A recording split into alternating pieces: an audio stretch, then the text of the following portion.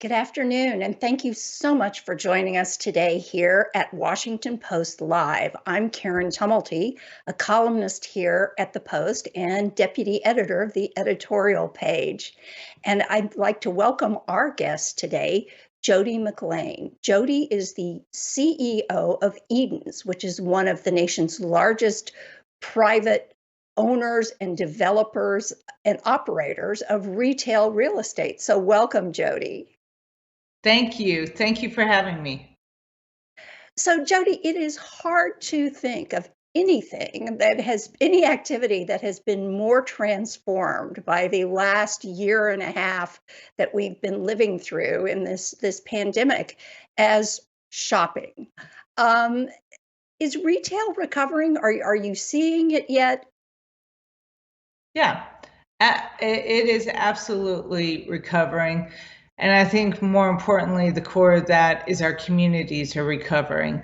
At EDENS, we're all open air. So we're all open air retail that really finds itself in the heart and the center of community with a singular purpose, which is to enrich community. Not unlike a lot of our other peers, we get up every day and we think about what will bring people together. And I think going through the last 18 months, right next to all of our retail partners, EDENS entered COVID with 2,600 retail partners.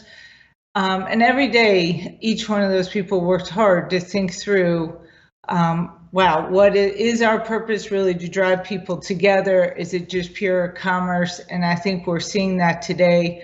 Foot traffic throughout our portfolio, we have about 15 million square feet nationally in 9 major markets. And what we are seeing, which is in line and in trend with what we're seeing nationally, is foot traffic is up about 109% of where we would have been 2 years ago, so in 2019. And we're watching this on a daily basis as the Delta variant is coming through and surges in a lot of our markets. But the consumer wants to be back amongst its community in a really safe setting. But the trend toward open air shopping developments was something that had actually started years and years before COVID. Has this accelerated it? I think people would certainly feel a lot safer in an open air environment in the current situation. You know, I think a lot of things are driving that. And yes, the trends had started well before COVID. The trends, and we're going to see a lot of these trends coming through and coming post-COVID. Some will be accelerated.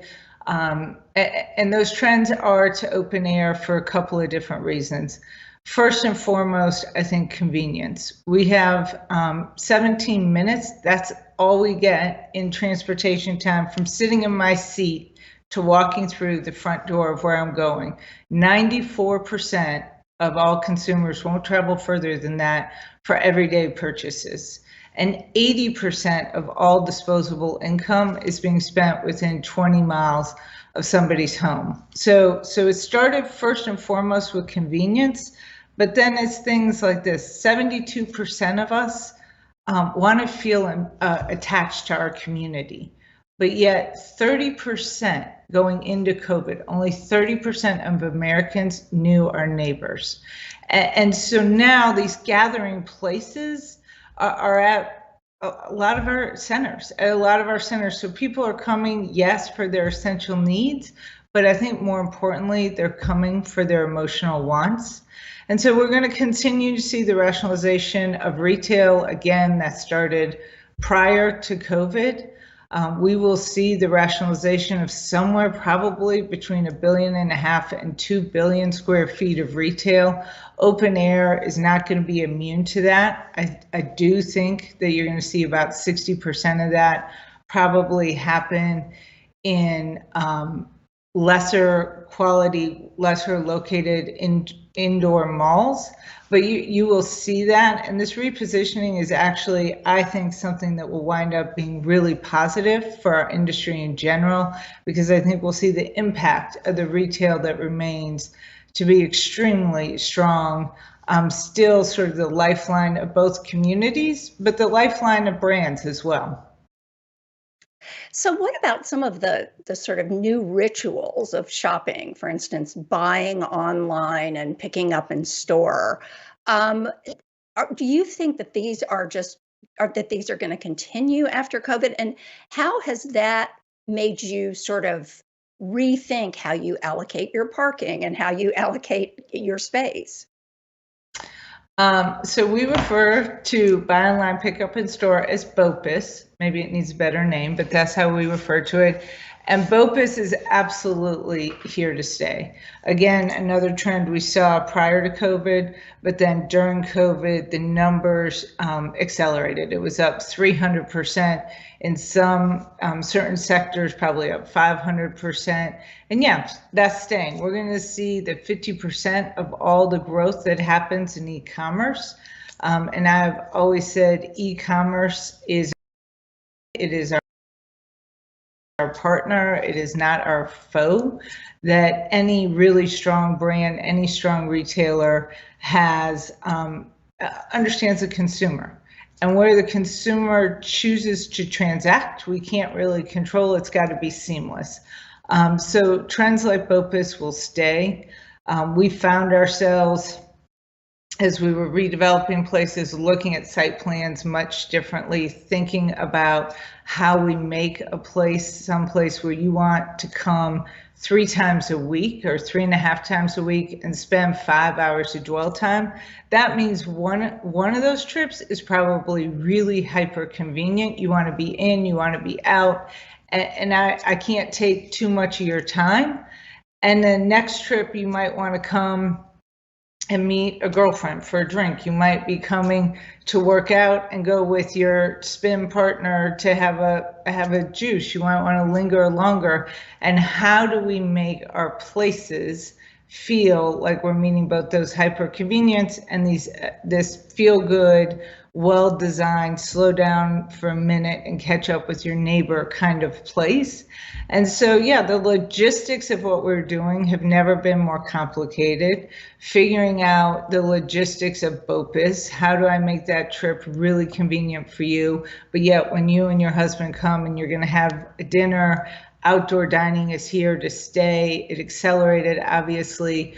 77% of all diners during COVID said they would go to places where there was outdoor dining, and 54% said we're going to continue this post-COVID.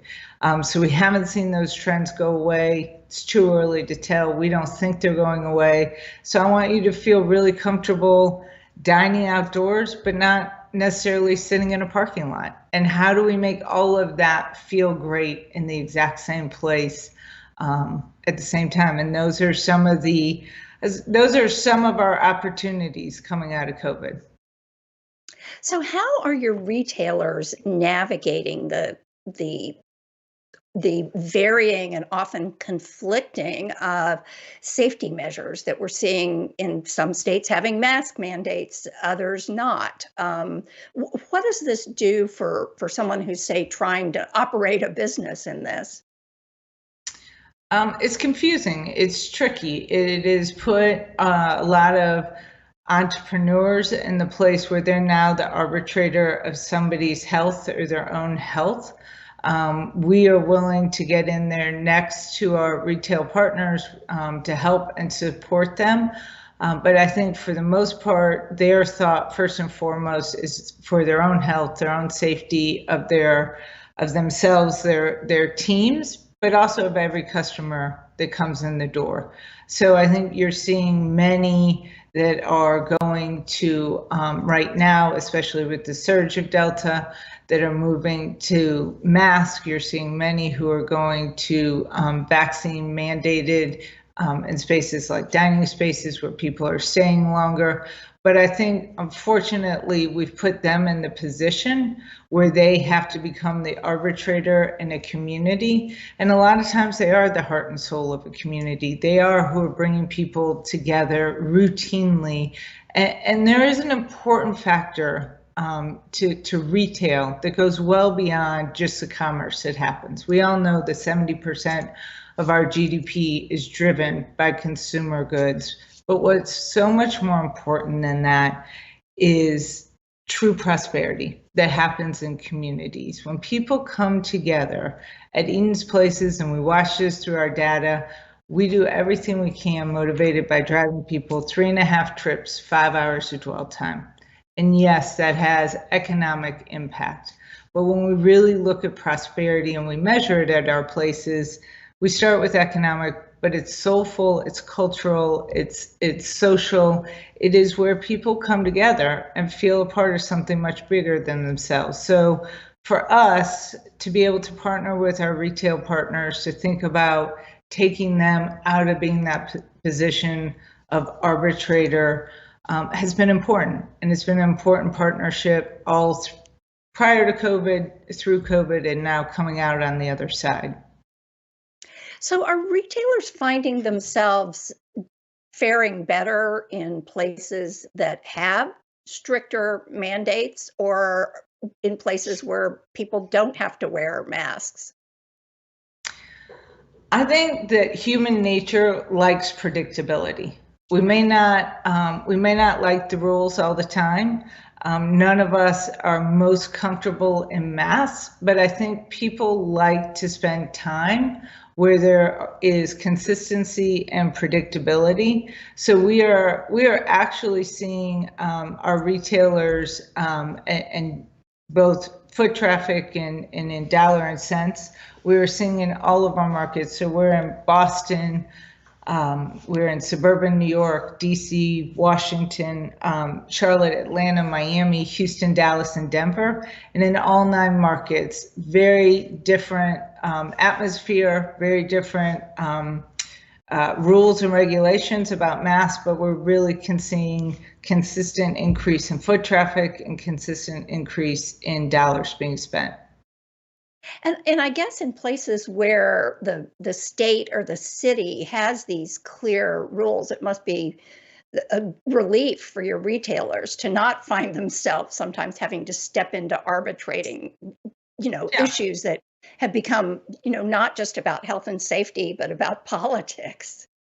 We all like strong leadership, and we like consistency, and we like predictability. So it is very helpful right now to have strong partners at the municipal levels. So we have a couple of questions here from our audience that I had wanted to run by you as well. The first one is from Mitchell Burstel in New York, who asks, how many abandoned big box stores are being converted into housing, or for that matter, into other uses? I don't have the exact number, but I do know if you think about where retail has been in America, we've had as much as 23.5 square feet per capita, which is sort of globally leading stats of retail per capita. I always have said, and this is more of an art than a science, that it feels like with the American consumer, the American lifestyle, 18 square feet per capita. And I can't tell you if that number really should be 19 or 17, but feels about the right number. So that means somewhere between 1.5 billion and 2 billion square feet will be repositioned. And we are seeing a lot of what we call densification. We're doing densification on some of we just completed taking a mall up in Woburn, Massachusetts, partnering with a great multifamily group, bringing apartments, housing that was desperately needed in this area, bringing really great open green space to this area that they haven't had before. So repositioning, and I think we're going to see a lot of that continue. It won't all be from multifamily, but housing has been a great answer in a lot of places throughout the portfolio. Well, I guess if you're living in a situation where essentially the retailers and the restaurants are in your front yard, that kind of cuts down on your 17-minute issue there. Absolutely. People want to be where there's vitality on the street, and they want to be near the amenities of their lives. Well, our other question is from Mark Roberts in California, who wants to know how to keep brick and mortar mom and pop retailers relevant when they are being forced to compete both against the internet and the national chains. What we have found in our portfolio, I will just talk about our portfolio, and I'll talk about a lot of mom and pop retailers that we have the good fortune of working with every single day. Mom and pop retailers really are the heart and soul of America. We have found that that is who drives the loyalty to our places. We've gone out, we've done all sorts of interviews in our community, and we'll talk to people and we'll ask them, well, why are you at Trenton Plaza today? Or why are you here today?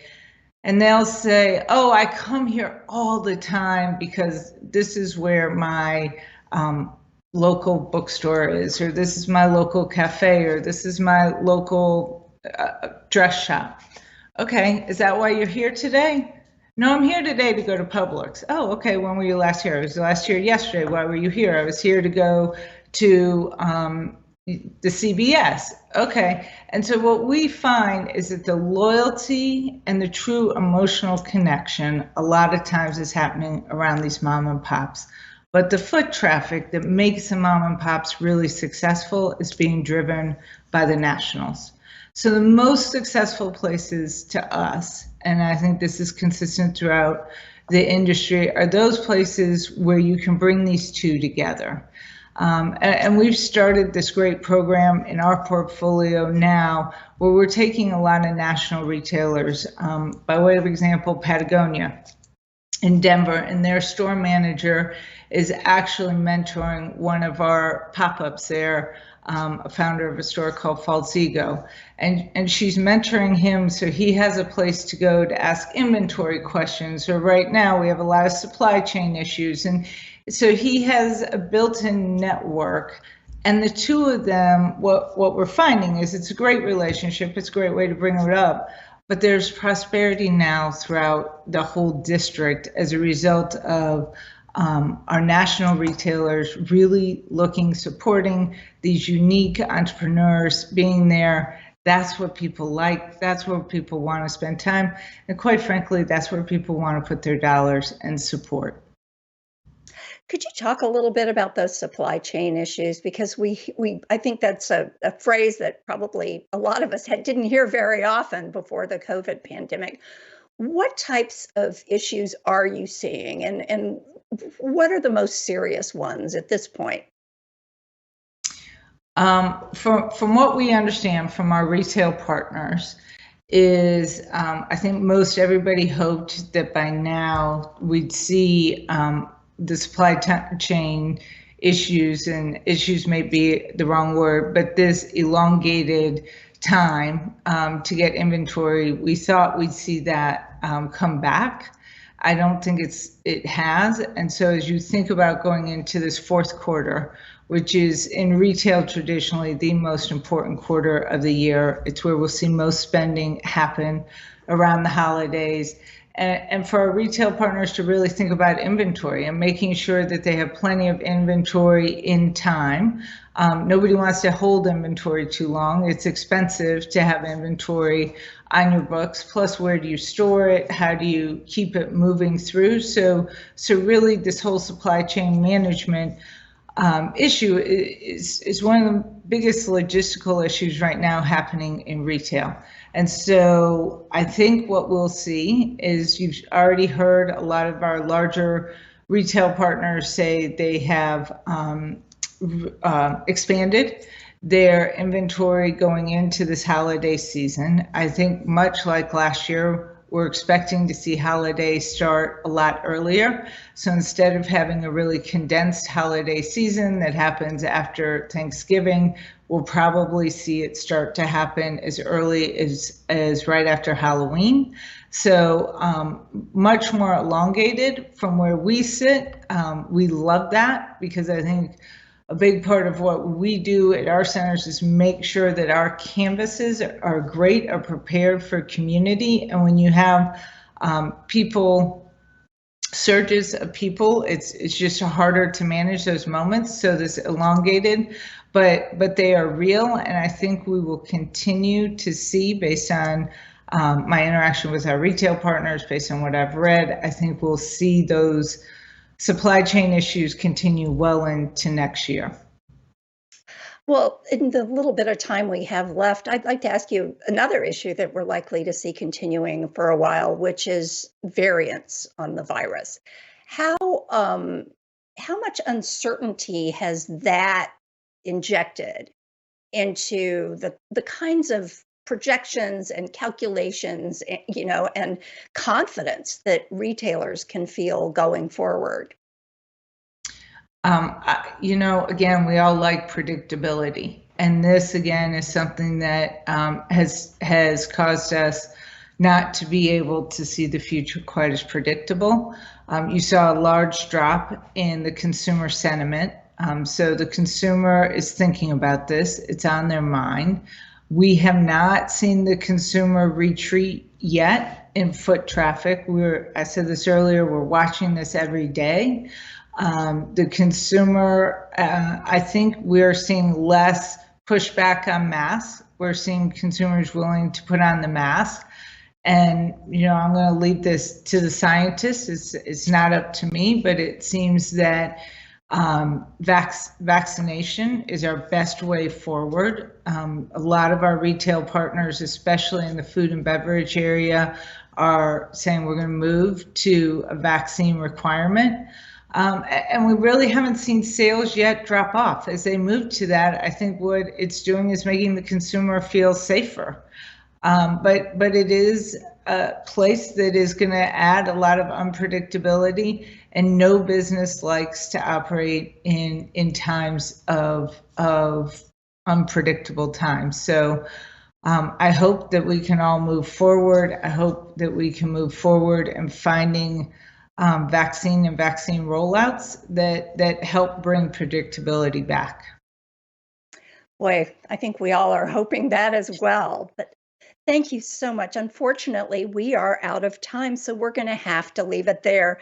But thank you so much for joining us today, Jodie McLean. Thank you for having me. And again, I'm Karen Tumulty. We'd like to thank you as well for watching.